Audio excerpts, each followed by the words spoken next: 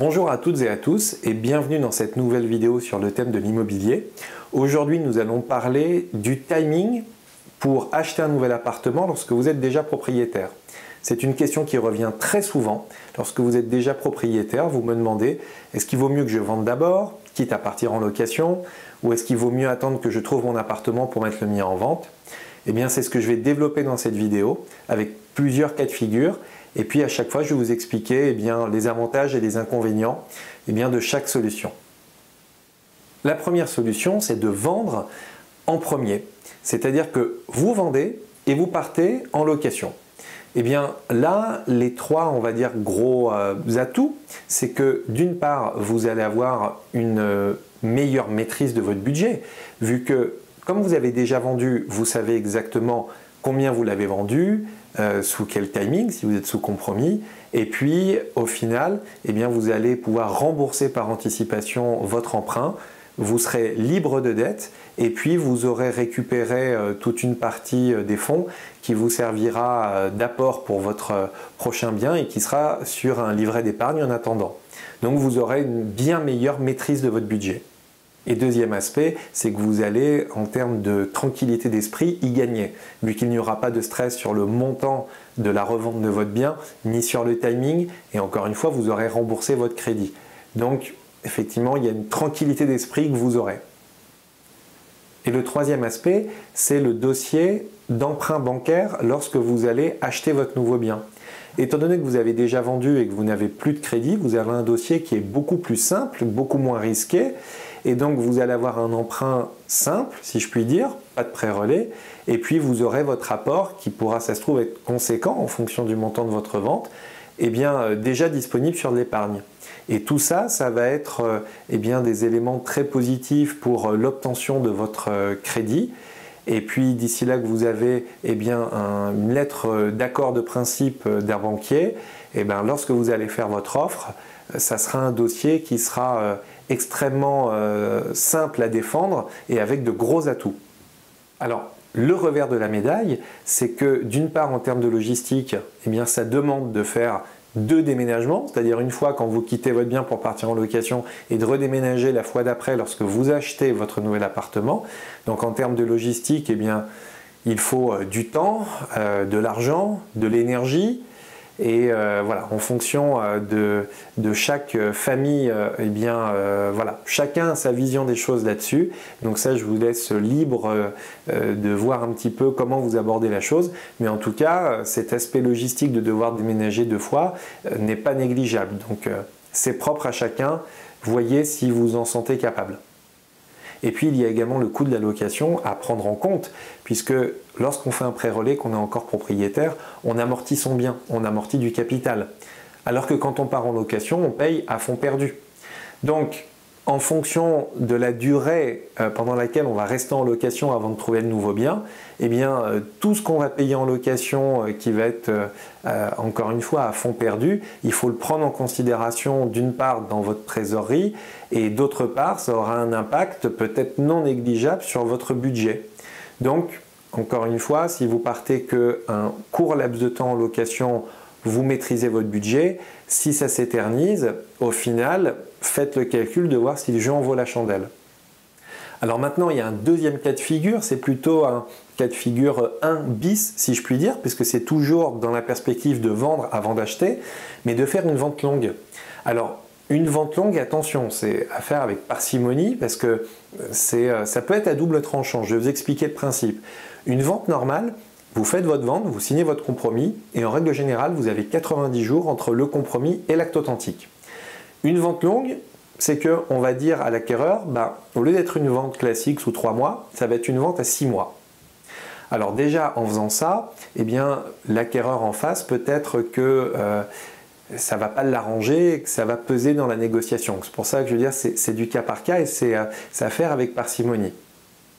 Et puis, une fois qu'on aura fait la vente longue, on aura une date, donc à 6 mois par exemple, ce qui vous laisse le temps de rebondir. C'est-à-dire que vous avez signé votre compromis, vous savez exactement combien vous avez vendu, sous quel timing.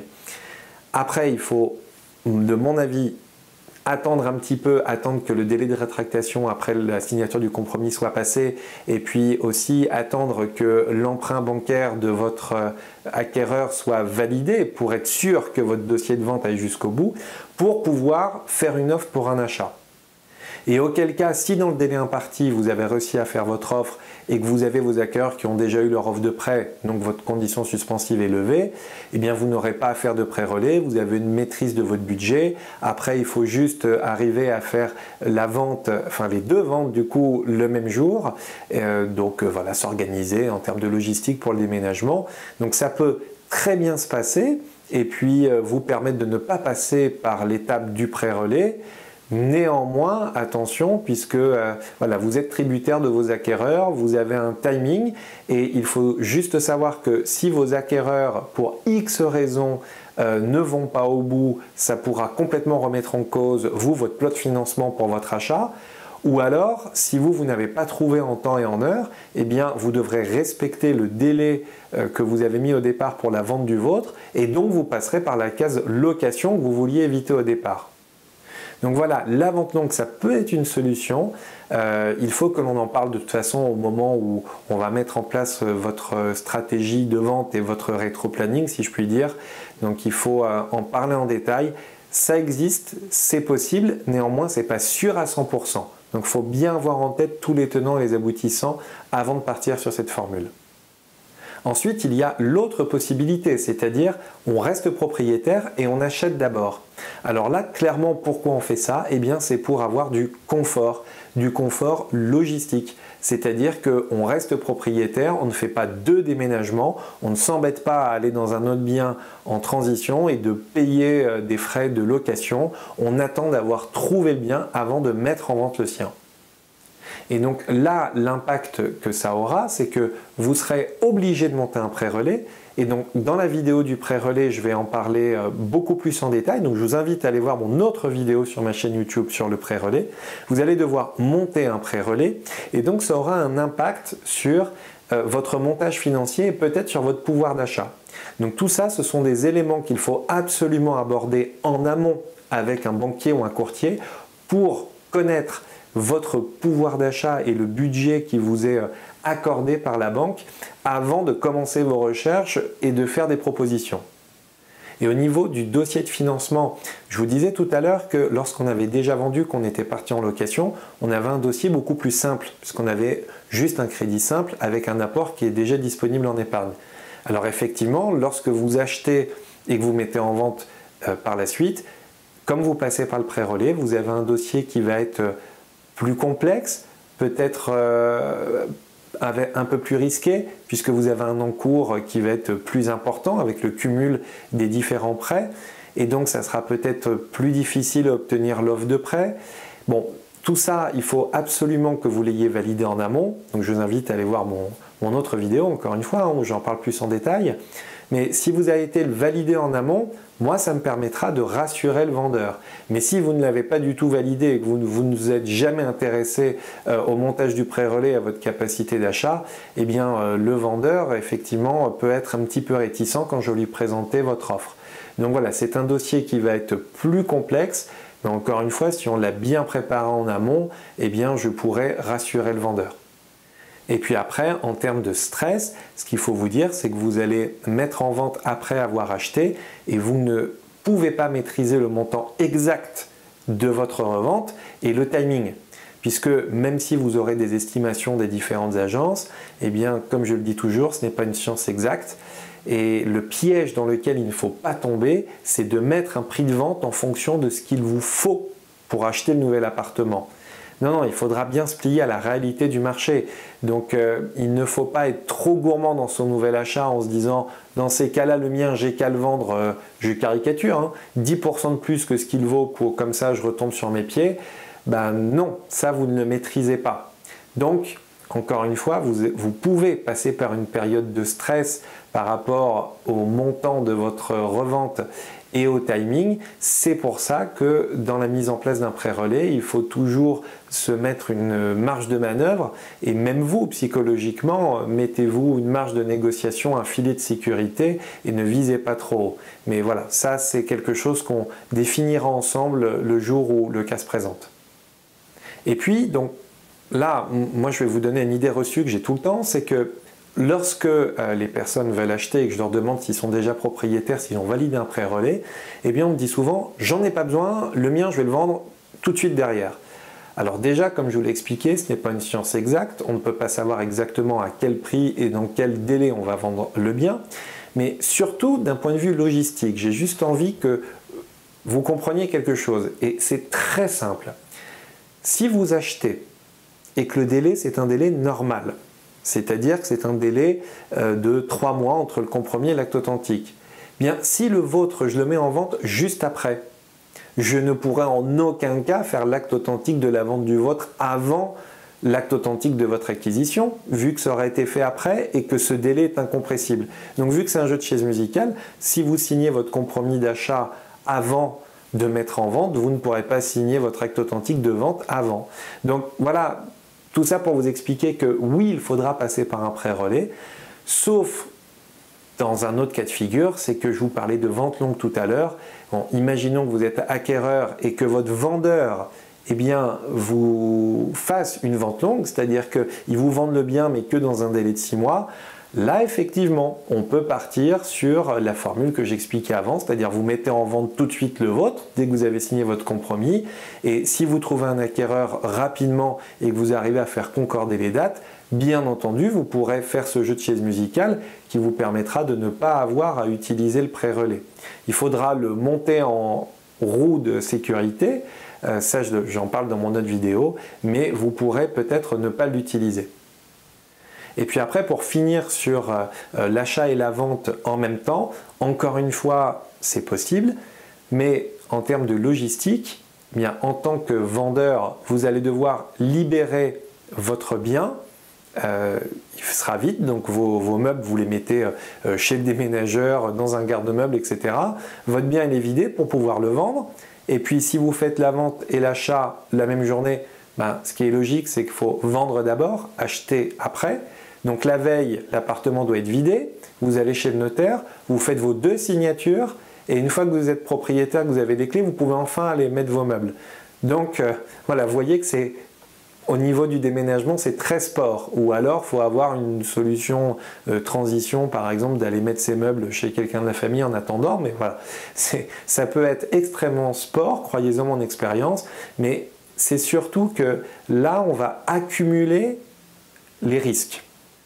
C'est-à-dire que toutes les étapes sont connectées.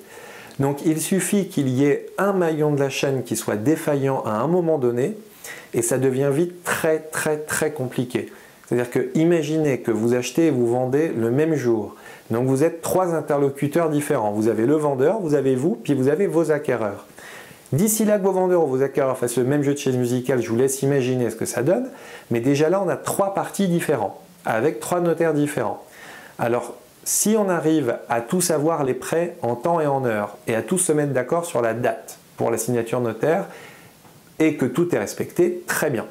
Mais imaginez qu'il y en ait un des 3 qui, pour X raison, n'a pas eu son prêt en temps et en heure ou ne peut pas poser cette journée-là ou son déménageur ne peut pas, etc., etc., eh bien, il y a un seul maillon de la chaîne qui veut décaler la date. Tout le monde est obligé de décaler, ça ne va pas arranger les autres, ça va être très compliqué de refixer la date et il peut y avoir des préjudices également financiers, moi je l'ai déjà vu, hein, et des préjudices financiers parce qu'il y a eu des retards. Donc encore une fois c'est possible, c'est quand même en flux tendu et voilà, je ne vous cache pas que c'est une situation pour tout le monde qui peut être assez stressante. Quand ça se passe bien, c'est très bien. S'il y a le moindre petit couac, ça peut vite prendre des proportions un peu démesurées. Mais si vous avez, et là je vais prêcher un peu pour ma paroisse, le même interlocuteur qui s'occupe de votre achat et de votre vente, eh bien voilà, moi ça me permet en tout cas de beaucoup plus facilement piloter puisque je serai le seul interlocuteur pour les 3 parties et les 3 notaires. Et donc s'il y a des décalages à faire, voilà, c'est plus simple pour moi, mais c'est une possibilité et encore une fois c'est du cas par cas, donc je vous invite à m'en parler lorsqu'on va parler de votre projet, on en parlera plus en détail. Et point important, vous devrez malgré tout monter votre pré-relais, encore une fois en roue de secours, même si dans la pratique vous n'allez sûrement pas le débloquer en faisant cette formule. Donc en conclusion de cette vidéo, je vous dirais que votre choix doit être fait en fonction de plusieurs critères, de critères logistiques. Est-ce que vous voyez faire 2 déménagements ? Encore une fois, en fonction du temps et de l'énergie de la composition familiale, vous n'aurez peut-être pas du tout envie de faire 2 déménagements. Donc déjà, ça c'est la première chose. Il y a aussi une question de stress. Est-ce que vous vous voyez aller sur un pré-relais, aller sur une solution de transition où il y aura un stress par rapport au montant que vous allez avoir à la revente et au timing, etc.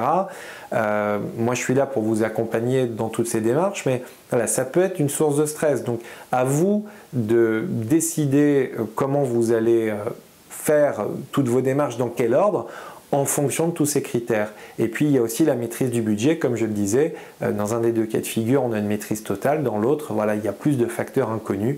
Donc, prenez votre décision en fonction de tout ça. Il n'y a pas de bonne ou de mauvaise façon de faire. C'est propre à chacun. Et puis, si vous voulez en parler plus en détail, eh bien, le jour où vous avez ce projet, on échange ensemble et puis on ira plus, voilà, je répondrai plus en détail à toutes vos questions. Et puis, on décidera ensemble ce qui sera le mieux pour vous. Je vous remercie de votre attention, je vous invite à aller sur ma chaîne YouTube et voir toutes les autres vidéos qui commencent par le mot-clé immobilier, notamment celui concernant le pré-relais qui est intimement lié avec tout le sujet d'aujourd'hui. Et puis pour tout le reste, je vous invite à me contacter en privé pour parler de votre projet immobilier. Voilà, à bientôt.